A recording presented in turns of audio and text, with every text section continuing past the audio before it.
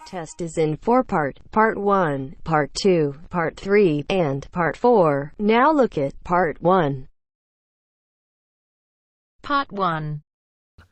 You will hear a woman asking a shop assistant about DVD players. You now have 30 seconds to read questions 1 to 4.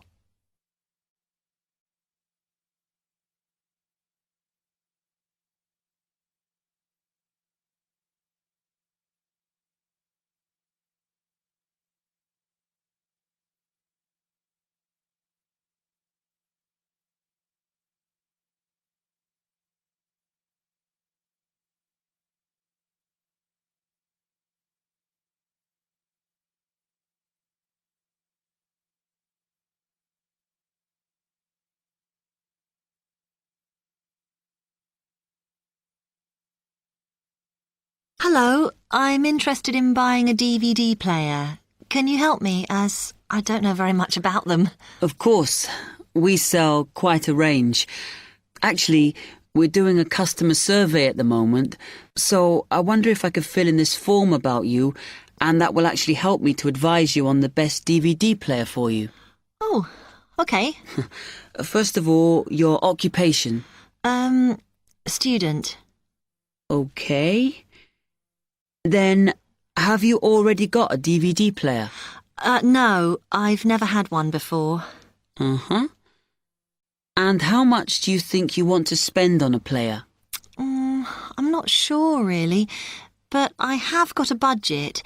My friend said I should allow about £100, but I can't afford over £85, so that's what I'm working on. Mm-hmm. And do you watch DVDs very often? Depends what you mean by often. I don't know what the norm is. Is it about 2 a week? I suppose I watch 3 a month. That's enough for me. Yes. What sort of films do you like watching then? Action movies? Not really. Oh. My boyfriend always insists we watch science fiction movies, but I prefer thrillers. Something to get your teeth into. Okay, just one more. Do you watch other DVDs? Ones that are not films, like music or something?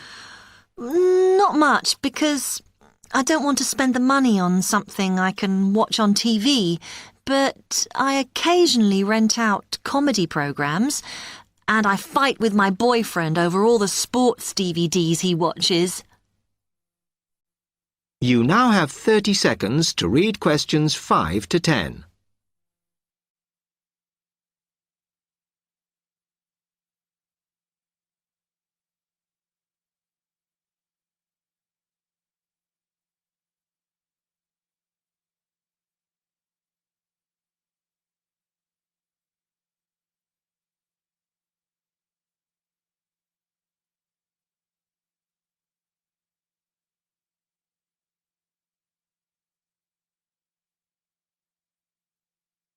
Okay, let me explain a bit to you about the DVD players that are in your price range. First, there's the DB30, which has only got basic features, but it is a bargain at £69. Now, all the DVDs come with an after-sales service that starts when the guarantee runs out. As it's so cheap, the DB30 comes with a limited after-sales service, as it only includes parts. You would have to pay for most of the repair. Seems okay. Then, a slight grade up from that is the XL643. This comes with an additional feature in that it has an extra button allowing you to record. That's quite useful. Oh, yes. That would mean spending less on DVDs to watch. Yes, so you'd make the extra money back on it that it costs. Let me see how much it is. Yes, that one's actually reduced at the moment from £79 to £71.99. Oh. I think it's worth the extra myself. And is that the same level of after-sales service as the other one? Well, you get a bit more for your money because what we're offering is a discount on labour.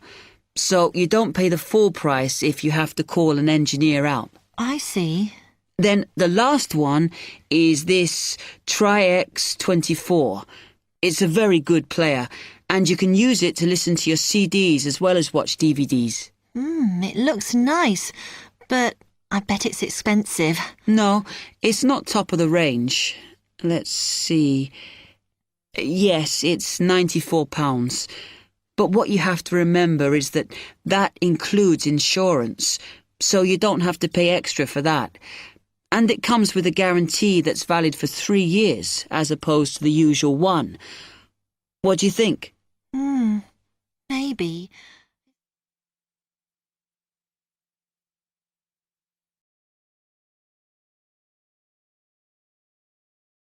That is the end of part 1. You now have half a minute to check your answers.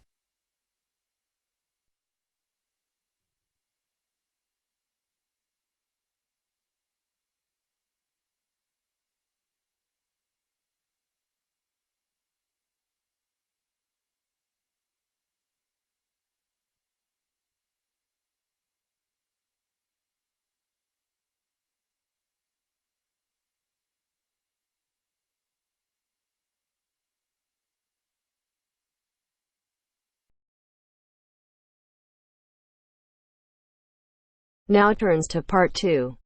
Part 2. You are going to listen to a talk about au pairs in the UK. First, you have some time to look at questions 11 to 15.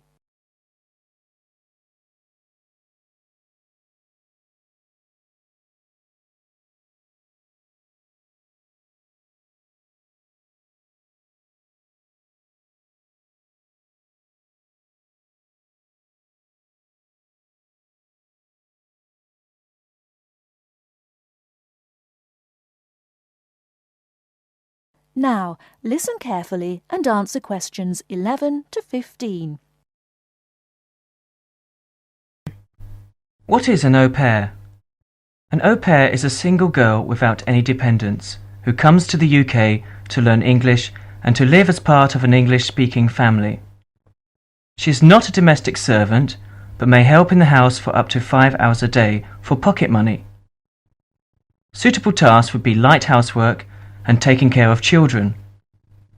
She should have 1 day each week completely free, and she should be free to attend language classes and religious services if she wishes.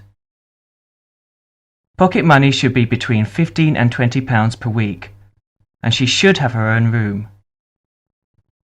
Before she arrives, she should have as much information as possible about the home she is going to and what she will be expected to do.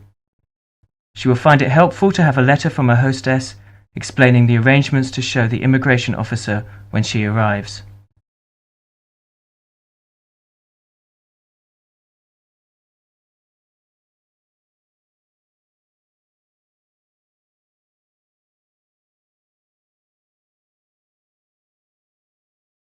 Before you hear the rest of the talk, you have some time to look at questions 16 to 20.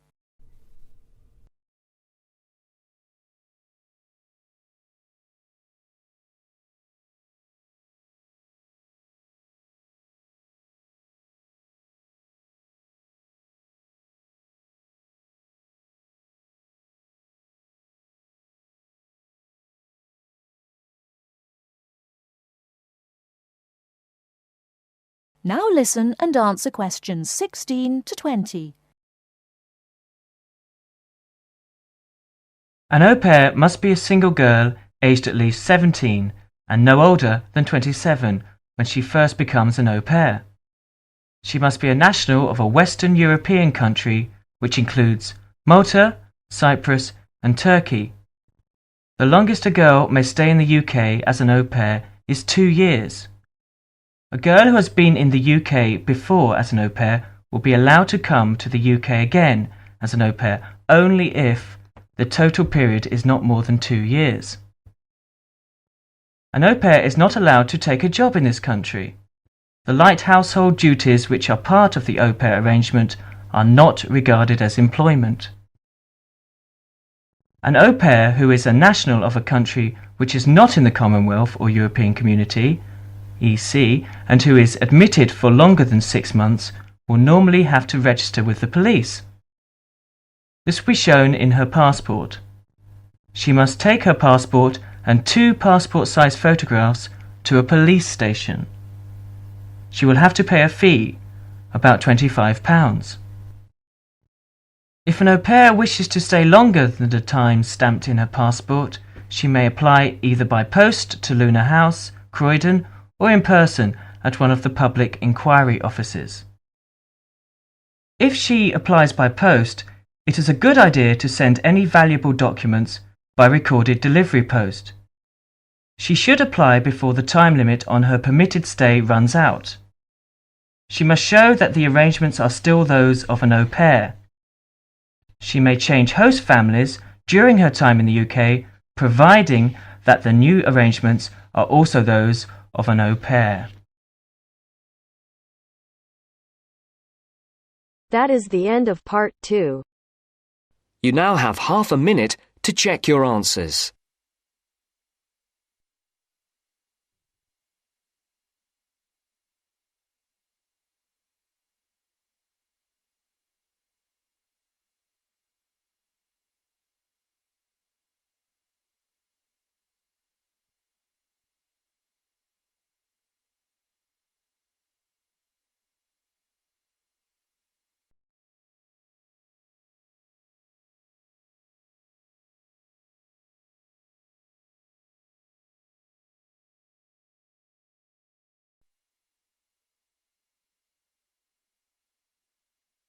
Now turns to part 3.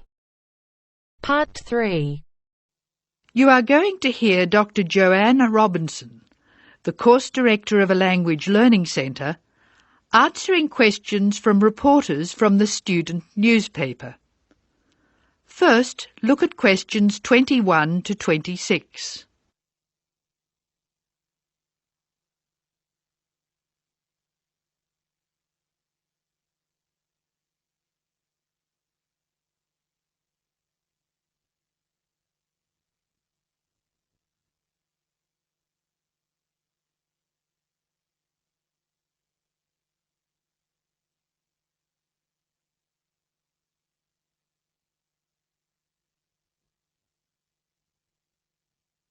As you listen to the first part of the talk, answer questions 21 to 26. Write no more than 3 words or numbers for each answer.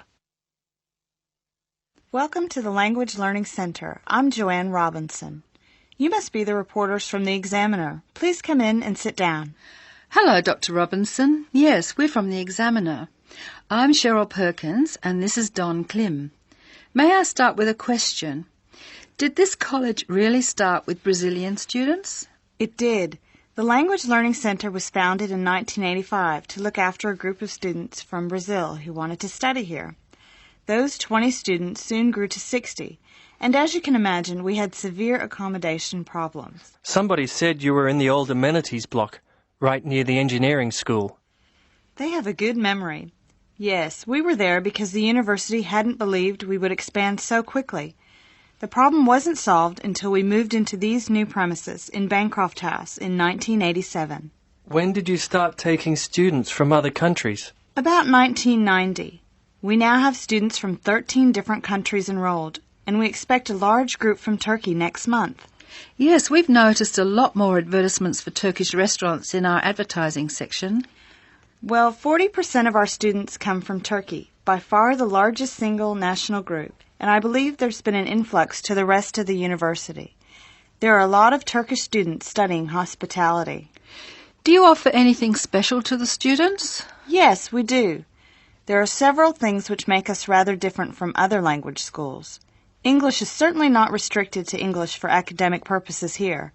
Sometimes we have extra classes for students who have particular courses in mind. And we have just said goodbye to a group of 30 Indonesian students who were preparing for a university course in agriculture. They came to us for English for farming, and they were with us for a long time. We miss them. How long do students usually stay at the Language Learning Centre? It varies, so I'll talk about the average. Most of our courses last for 5 weeks, but to make any real progress, a student needs to be here for at least 3 terms. That's 15 weeks. The students do better if they have a little time to settle in at the beginning of the course, and we offer an orientation course that lasts a week. Most students take it.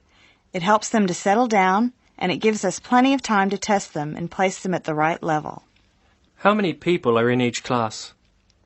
We sometimes go up to 18, but our average class size is 14 students, and some classes have as few as 7 participants. It depends on the needs of the group. You were saying that you miss your students when they go. How do you attract students? I mean, how do they hear about the Language Learning Centre in the first place? We're included in the university advertising and marketing, and we have our own website. The thing which works best for us, though, is word of mouth. Students who leave us often send us their friends. In fact, a student who arrived today was carrying a photograph for me of a former student and his baby. It sounds like a nice place to be. It is. A lot of our students make lasting friendships while they're here. Before you hear the rest of the talk, you have some time to look at questions 27 to 30.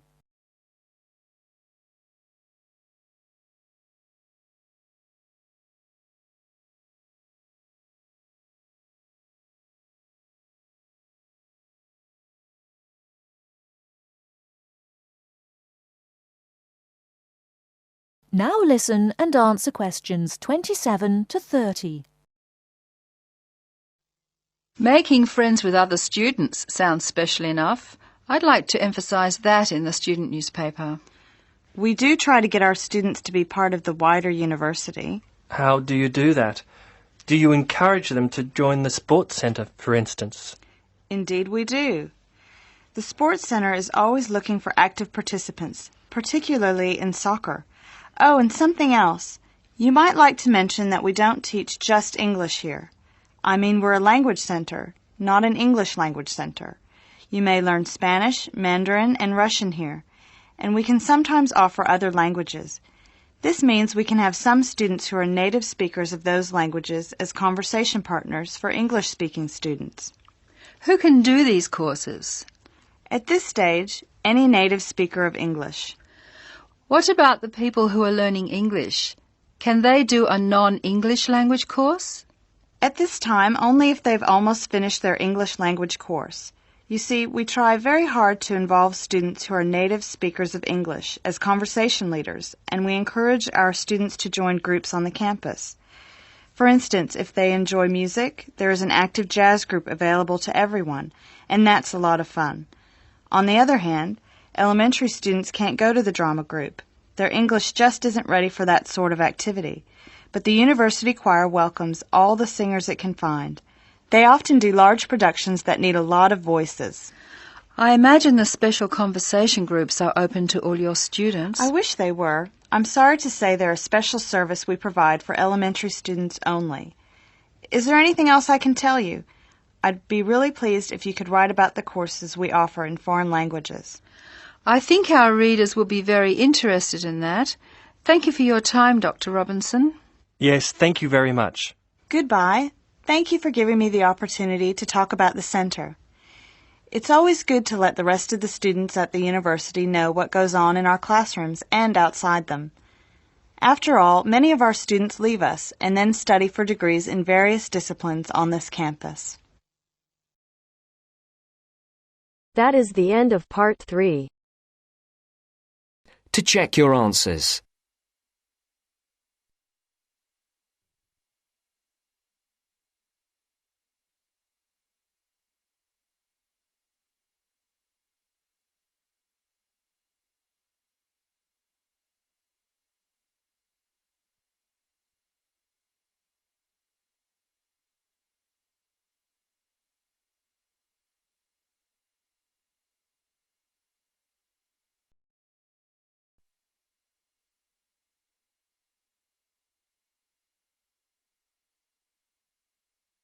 Now turns to part 4. Part 4. You will hear part of a talk on cat breeds. First, you have some time to look at questions 31 to 40.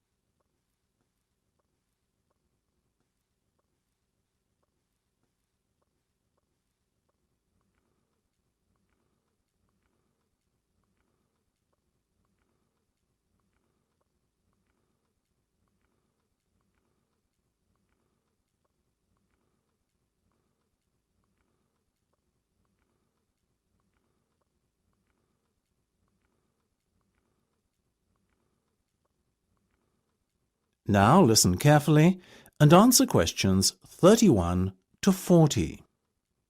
Look at her, ladies and gentlemen. Isn't she beautiful? The Abyssinian is a natural breed of cat which originated in Africa, or more specifically, what is now Ethiopia. Today it is found in much of the surrounding African continent, particularly Somalia. Its head is broad and moderately wedge-shaped, and it has relatively large pointed ears, like the specimen you can see here in front of you. It is typically a reddish colour and is known for the unusual M-shaped marking, which often appears directly above the two eyes. See here. It has a medium-length coat in a sort of ticked pattern, ticked being a term to describe when the hair gets progressively darker from root to tip. There you go, little fellow, well done. Now this gentleman, he is a male, I can assure you, is the Aegean. The Aegean is of Greek origin, as you might have guessed, and is thought to have come from the Cycladic Islands. It's considered to be the only native Greek breed of cat. It is one of the newest and therefore rarest cat breeds, but relatively plentiful throughout Greece. It is much liked for its intelligence and friendliness, and because it excels in pest control. It has a semi-long-haired coat with rich tail. The coat is typically bi- or tri-coloured, with white always present, and the other colours ranging from black to red, blue, cream, etc. These colours are just as likely to present themselves as stripes. This little guy, as you can see, has beautiful reddish-blue stripes running through a pale coat. The head is medium-sized and quite round. The ears have a wide base, rounded tips, and are covered by hairs. Now the Australian. Australians are still mainly confined to distribution in their homeland. Obviously Australia, though a number of catteries in the UK have started to breed them too. Look at those expressive eyes. The cat is a fine example of the breed, medium-sized and short-haired. Notice also the large round head. This breed is much loved for its tolerance of children, and because it is very rarely inclined to scratch. Its coat is typically spotted, or, as in the case of this little fellow, classic tabby style. Last but not least, we have the bobtail, another relatively new breed, like the Aegean and Australian. The bobtail first appeared in the 1960s in the United States, the only country in which it has a significant distribution, and is most notable for its stubby, bobbed tail, which is only something like 1/3 to 1/2 the length of a normal cat's tail. It is a very sturdy breed, with rather shaggy and dense fur. Bobtails can have any colour fur, and often have the appearance of a tabby. Unlike the other breeds we have discussed, the bobtail is not natural. It is said to be a result of the crossbreeding of a domestic tabby cat and a bobcat. Such is the careful breeding the cat has undergone that it comes in all colours, and there are also both long and short-haired versions. If I had to recommend one of these breeds to you today, I would have to vouch for the Australian. After all, as all of us here are parents, we must surely agree that our children are our first consideration when it comes to purchasing a pet? What effect the animal will have on them? How will it react, etc.? These are questions we all ask ourselves, and they are even more important when the child is very young. The Australian is simply unrivalled in the temperament department and is extremely unlikely to lose its composure and take a swipe at your child.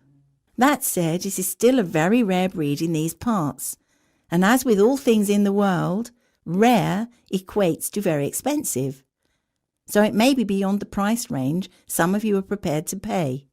Surprisingly perhaps, though the bobtail is part lynx or bobcat, as they say in the States, it doesn't appear to have inherited any of the wildcat's aggressiveness, and therefore it makes an excellent second best as a pet you can allow to be around children. It is also considerably less expensive. The other two breeds we have talked about both make excellent house pets. However, hand on heart, I could not endorse either as a pet to have around young children. In my view, the child's safety is not something to gamble with. So, if you can afford the extra few quid to lay out for a bobtail, or better still, an Australian, do so. You won't regret it.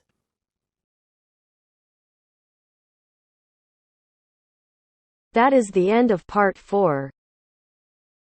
You now have half a minute to check your answers.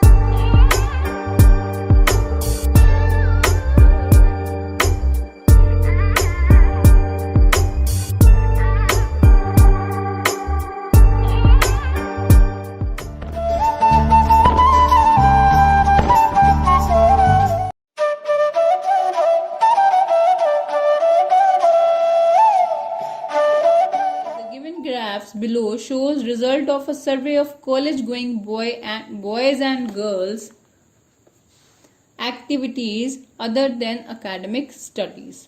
So the graphs are about the activities of the students rather than their subject learning. So summarize the information by selecting and reporting the main features and make comparisons where relevant. So these are the graphs which are pie charts for boys and girls, and their sector of interest were, for boys it was football, basketball, baseball, listening to music, computer games, surfing the internet, reading. Okay. And for girls it was gym and aerobics, dancing, sports, listening to music, computer games, surfing the internet and reading. Only 3 or 4 things match with the boys. Okay, like computer games, surfing internet and reading, listening to music. And for sports they were 12% and boys were almost 40% in playing outdoor games, like 13 plus 7 20 and 20 40% love to play football, basketball and baseball. So let's have a look how we will answer this question. So this is our paraphrasing. The pie charts represent the entertainment sector of girls and boys other than their subject. That means what they love to do and in their college rather than studying their subjects. So this is our overview. Overall, it can be noticeable that most of the boys, that is around 80%, are highly inclined towards computers and playing outdoor games. That means out of 100, we can say that 80% were involved in 2 things, that were computer and playing outdoor games. Whereas 1/4 of the girls are interested in dancing. 1/4 means 20% were interested in, 25%. 1/4 means 25%. So 25% were interested in, are interested in dancing and live a more active life compared to boys. That means girls were highly interested in other sectors, but boys 80% were involved in these 2 things, and rest we can see that their life was not more active. Okay, so as you can see that 13 plus 20 plus 7, 34 plus 15, so it's almost 79, as 13 plus 7 is 20, and 20 40, and 34 plus 15 is 49, so almost 79. So we have written 80% of students, boys, were involved in these two things. That means playing outdoor games and surfing the internet. And for computers, okay, for computer, on computer they did the surfing and the played games. Whereas 25% girls like dancing, and that's it, and their life is more active than boys. Okay, so it is vividly apparent that half of the boys spend their time on computer, either for surfing or playing games. Okay, whereas only 30% girls spend their time on it. For computers, half of the students, half of the boys, means 50% of boys. See, this is 34 plus 15, which is 49. So almost 50% of students spend their time on computers, either for games or for surfing the internet. Whereas only 20% of the girls, 30% of the girls, 20 for surfing the internet and 10 for the computer games. So 30% spend their time on computer as compared to boys. And 8% of both girls and boys love to listen to music. So that means the both were similar in case of listening to music. As you can see, for listening to music, boys were 8% and girls are also 8%. As no year is given, so we can write this answer in present form as well. So lastly, the outdoor activities of boys are basketball, football and baseball, which include 20%, 13% and 7% of boys respectively. Okay. That means 20% for basketball, 13% for football and 7% for baseball. That's why we have written respectively here. So you can see that outdoor activities means playing the games. 13% football, 20% basketball and 7% baseball. Whereas 12% of girls are involved in sports. So but only 12% of girls are involved in sports. Moreover, only 3% of boys prefer reading, but 19% of girls opt for reading. So the 19% were chosen reading, and 6% enjoy going to gym and aerobics. Okay, so 6% goes to gym and aerobics. You can see that 19% prefer reading and 6% goes to gym and aerobic.